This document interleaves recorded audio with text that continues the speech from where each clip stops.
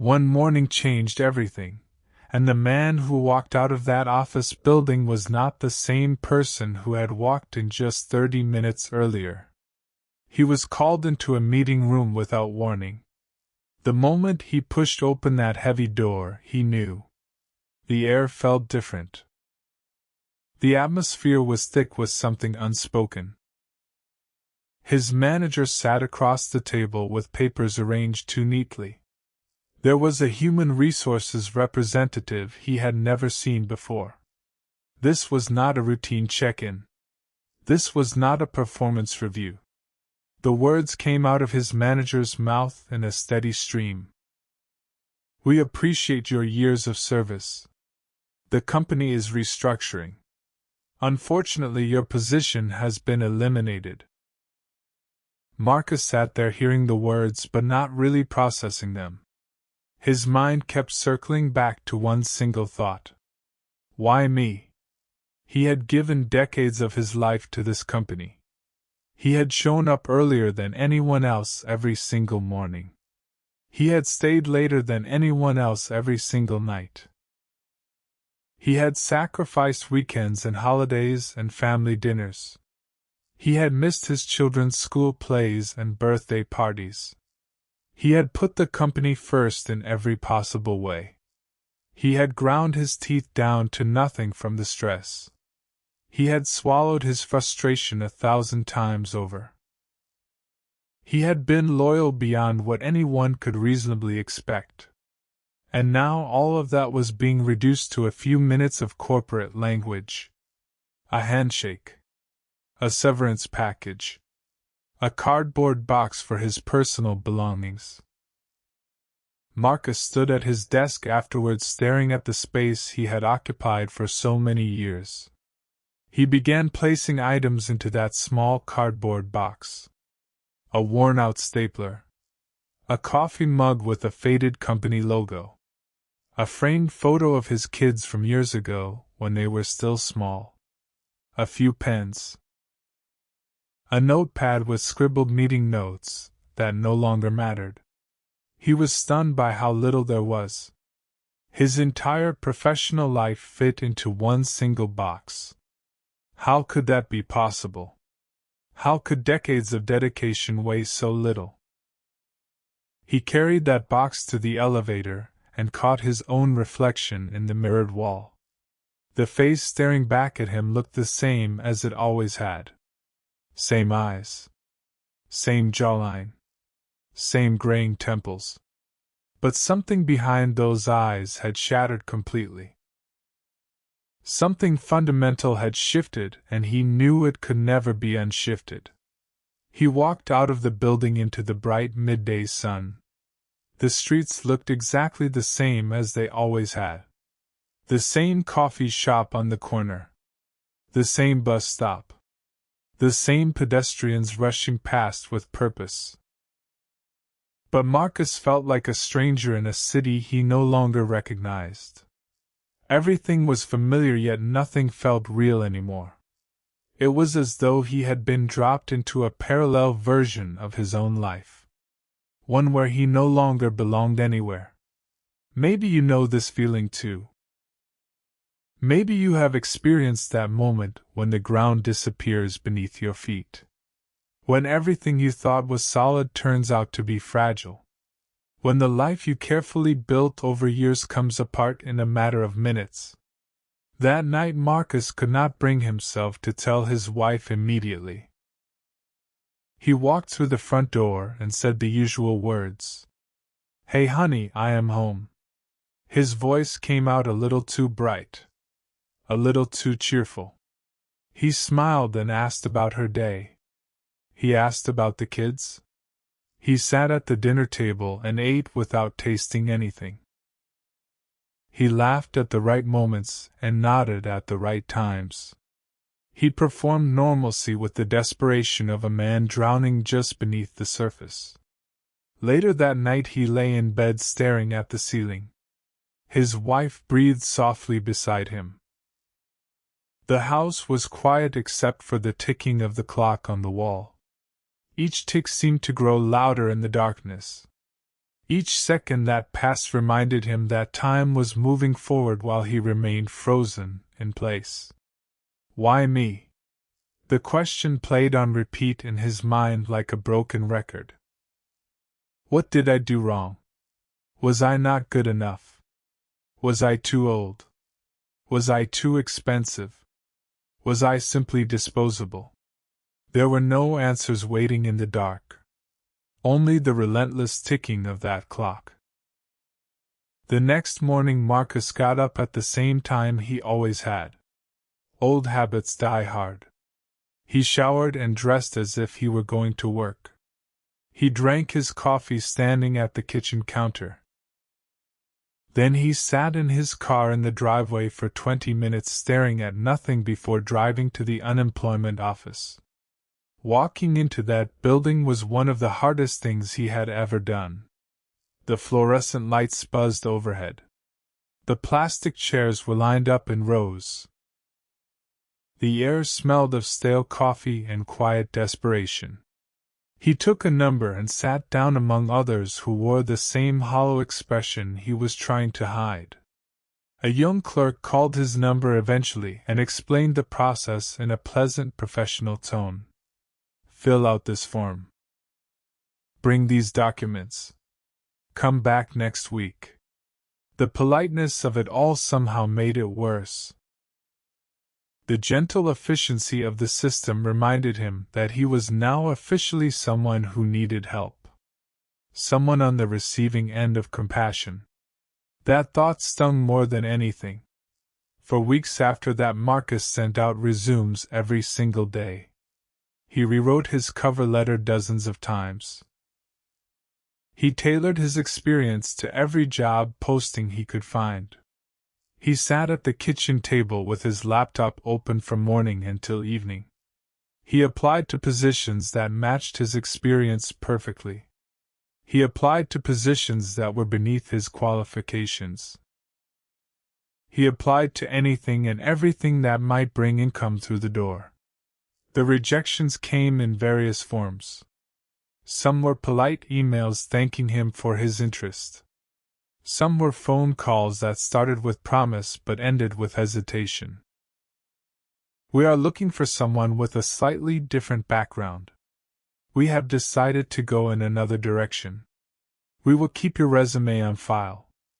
That last one was always the worst because they both knew it meant nothing. One interview stands out in his memory more than the others. He had prepared for days. He had researched the company thoroughly. He had practiced his answers in the mirror. He had ironed his best shirt and polished his shoes. He sat across from two interviewers who were at least 20 years younger than him. They were polite. They asked good questions. He answered with confidence and clarity. He could feel it going well. Then one of them glanced at his resume and said something that cut right through him. You have an impressive background, but we are really looking for someone who can grow with us long term. The meaning behind those words was unmistakable. He was too old. His experience was not an asset but a liability. Everything he had built over decades was now working against him. He smiled and thanked them for their time. He shook their hands firmly. He walked to his car with steady steps. Then he sat behind the wheel and felt something crack inside his chest. The days blurred together after that. Marcus stopped counting how many applications he sent out. He stopped keeping track of the rejections. He stopped looking at himself in the mirror because the person staring back was becoming someone he did not recognize. The shadows under his eyes grew darker. His shoulders began to slump forward. He lost weight without trying because food had lost its taste. At home he maintained the performance as best he could. He smiled at his kids. He asked about their homework. He watched television with his wife in the evenings. But everyone could sense something was wrong even if nobody said it out loud. His daughter once asked him why he seemed so quiet lately. He told her he was just tired. That word carried so much more weight than she could possibly understand. Tired was not the right word for what he felt. Exhausted was closer but still not quite accurate. Hollowed out might have been the truest description. He felt as though someone had reached inside him and removed the thing that made him who he was. His sense of purpose. His identity. His reason for getting up each morning. Psychology has a name for what Marcus was experiencing. When a person loses a role that has defined them for years, the brain struggles to reconfigure its sense of self. Your job title, your professional identity, your daily routine, these are not just activities. They become part of how you understand who you are in the world. When that role is suddenly stripped away, the brain experiences something close to grief. You are mourning a version of yourself that no longer exists. This is not weakness. This is not failure. This is simply how the human mind responds to sudden loss of identity. Marcus began withdrawing from everyone around him. Old friends would call and he would let it go to voicemail. They would text asking if he wanted to grab lunch or catch a game. He always had an excuse ready. He was busy. He had an appointment. Maybe next week. The truth was, he could not bear the thought of someone asking how things were going. He could not stomach the pity he imagined he would see in their eyes. He could not bring himself to admit out loud that he was struggling. So he built walls. Brick by brick he isolated himself from the people who cared about him. He told himself it was easier this way. He told himself he was protecting them from his burden. But in reality he was sinking deeper into a darkness that fed on loneliness. There were nights when Marcus lay awake until 3 or 4 in the morning. The house was silent. Everyone else was asleep. And in that silence the darkest thoughts would creep in uninvited. Maybe his family would be better off without him. Maybe he was nothing more than a burden now. Maybe everything he had ever accomplished meant absolutely nothing. Those thoughts terrified him. Not because they were loud and aggressive, but because they were quiet and reasonable sounding. They whispered in a calm voice that made them feel almost logical. He never told anyone about those thoughts. He buried them deep down where no one could see. He woke up each morning and put one foot in front of the other because that was all he knew how to do. He kept going, not out of hope but out of habit. And sometimes habit is enough to keep a person alive until something better comes along. One afternoon Marcus was walking through his neighborhood without any particular destination. He had taken to doing this when the walls of his house felt like they were closing in on him. He walked past the local grocery store and noticed a small handwritten sign in the window. Help wanted. Cashier position. Apply within. He stood on the sidewalk staring at that sign for a long time. Something inside him recoiled immediately. He had spent decades in management. He had overseen teams of 50 people. He had made decisions worth millions of dollars. And now he was standing here considering a cashier position at a neighborhood grocery store. His pride screamed at him to keep walking. This was beneath him. This was not what his career had been building toward. This was surrender. This was admitting defeat. He walked away that day.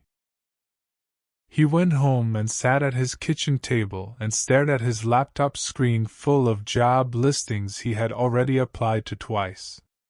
He refreshed his email hoping for something, anything. Nothing came.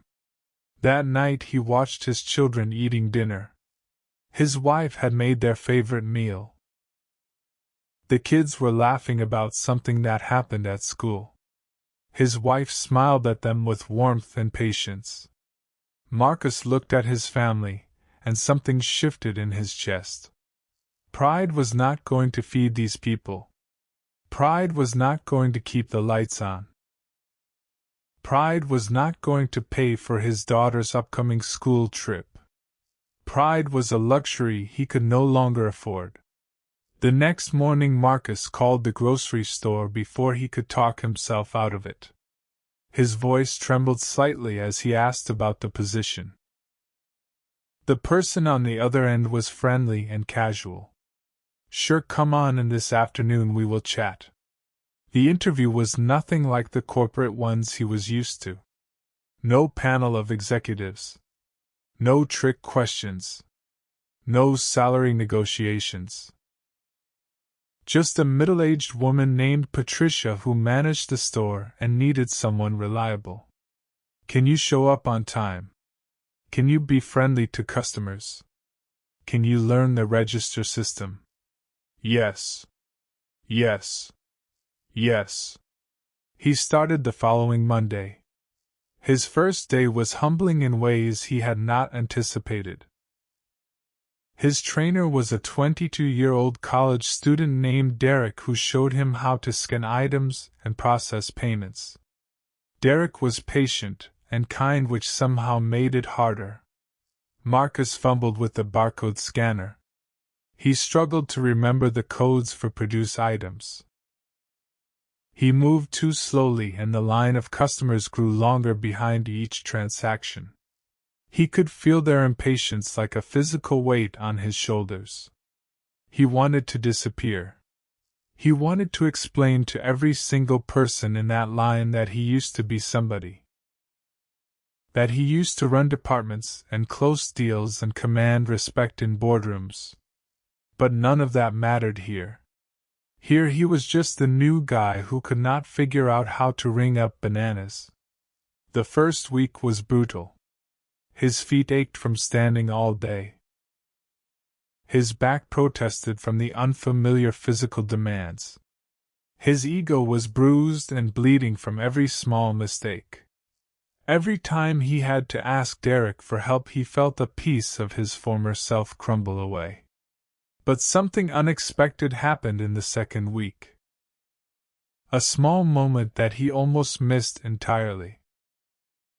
An elderly woman came through his line with just a few items. Marcus scanned them carefully and bagged them with attention. As he handed her the receipt, she looked him in the eye and smiled. "Thank you, dear. You have a lovely way about you."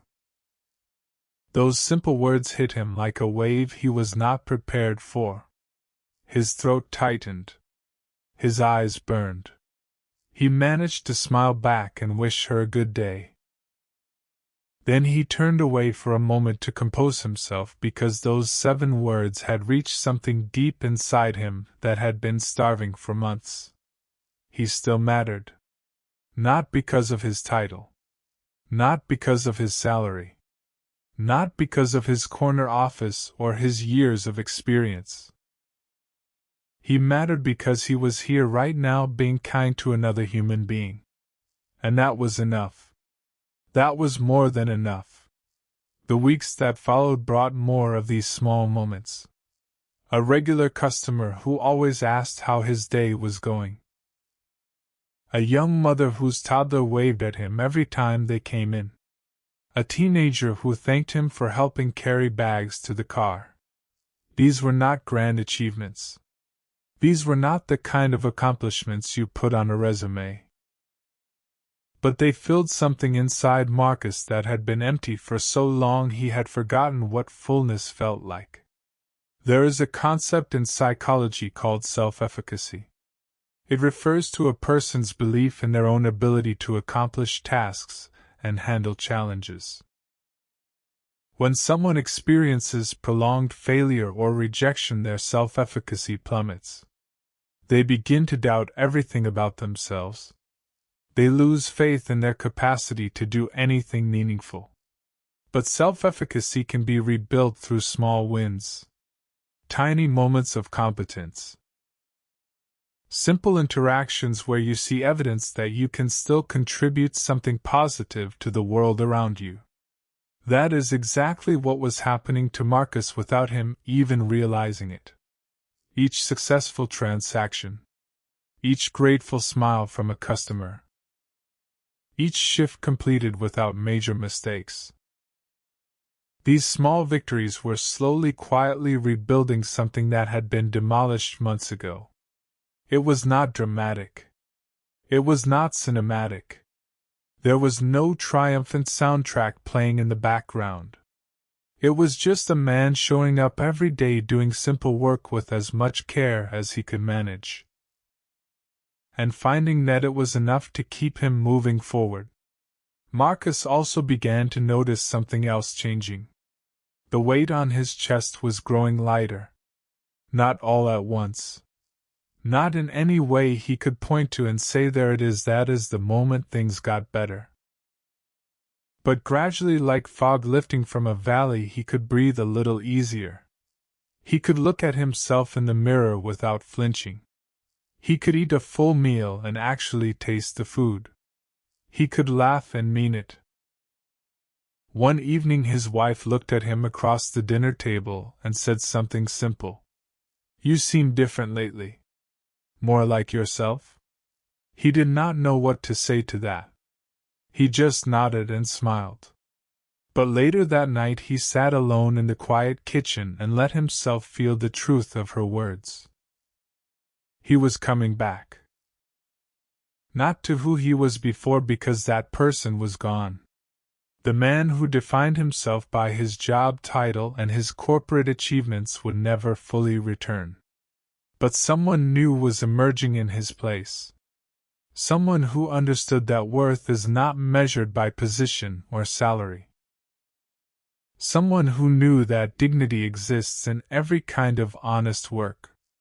Someone who had learned the hard way that identity cannot be built on things that can be taken away. Months passed. Marcus continued working at the grocery store.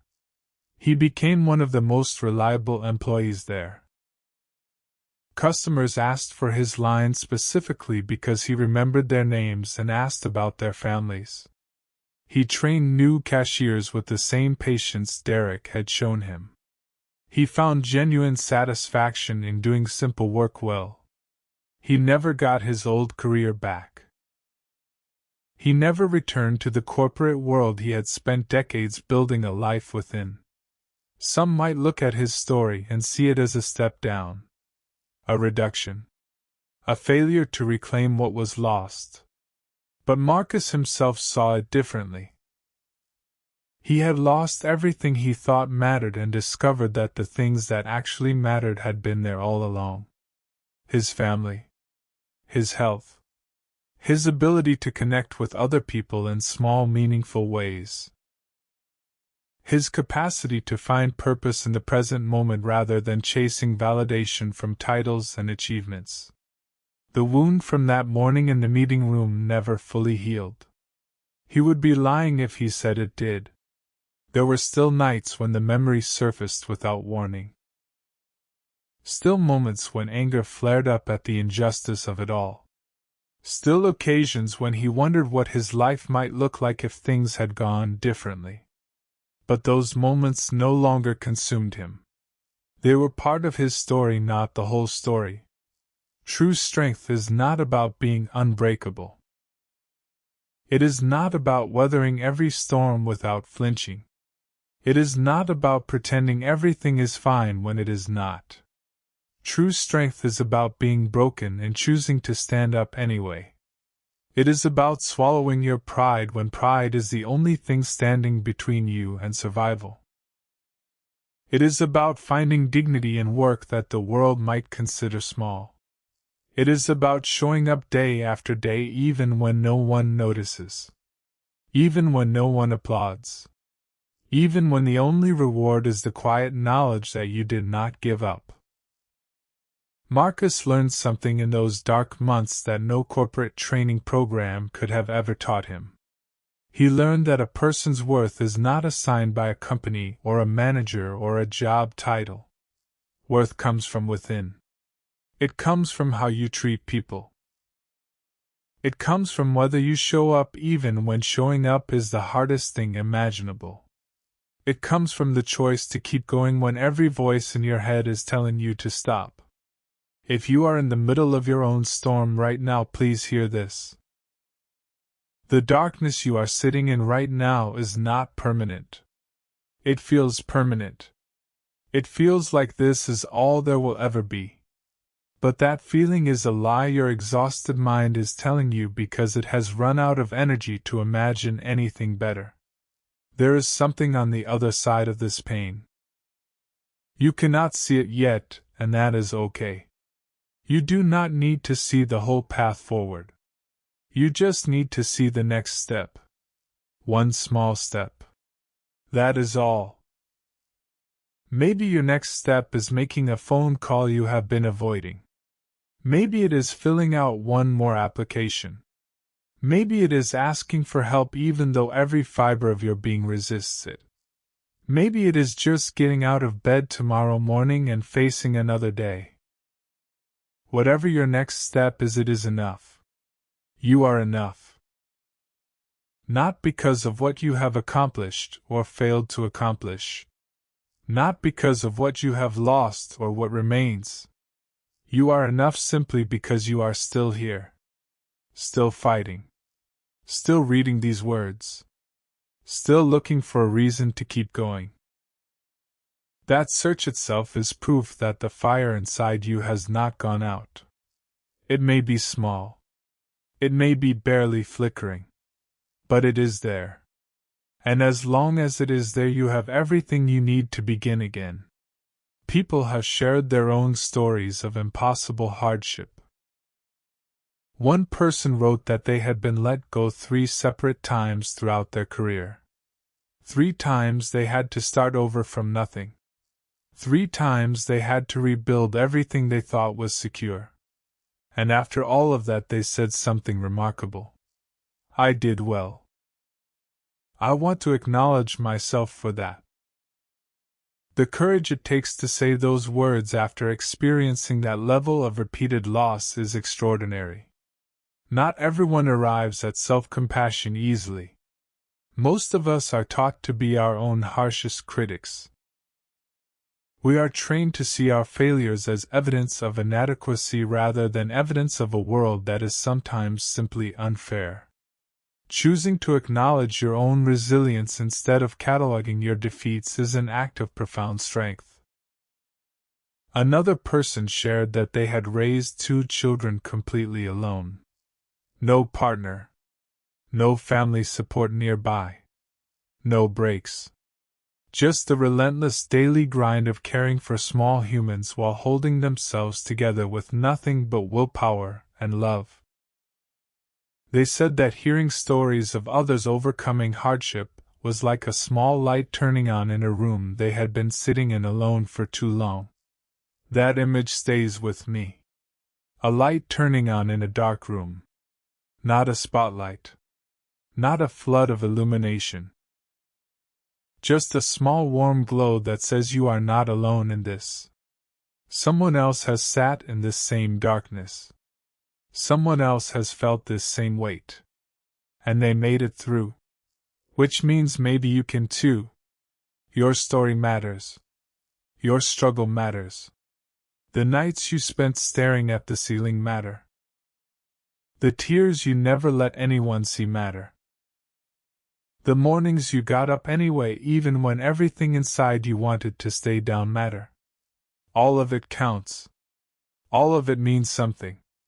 Not because it leads to some grand triumphant ending, but because it is proof that you are stronger than you know. Stronger than you give yourself credit for. Stronger than the circumstances that tried to break you. You do not need anyone's permission to be proud of yourself. You do not need a promotion or a public achievement, or someone else's validation to say I made it through something hard and I am still here.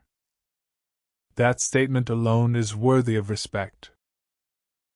So wherever you are in your journey right now, whether you are in the thick of the storm, or just emerging from the other side, know that your experience has value. Your pain has not been wasted, even if it feels that way right now. Everything you have endured has been shaping you into someone who understands life at a depth that comfort alone could never teach. And someday, when you are ready, you might share your story with someone who needs to hear it. Not because you have all the answers. Not because your life turned out perfectly. But because your honesty about the hard parts might be exactly the light someone else needs in their darkest moment. That is how we carry each other forward. One story at a time. One honest word at a time. One small act of courage at a time.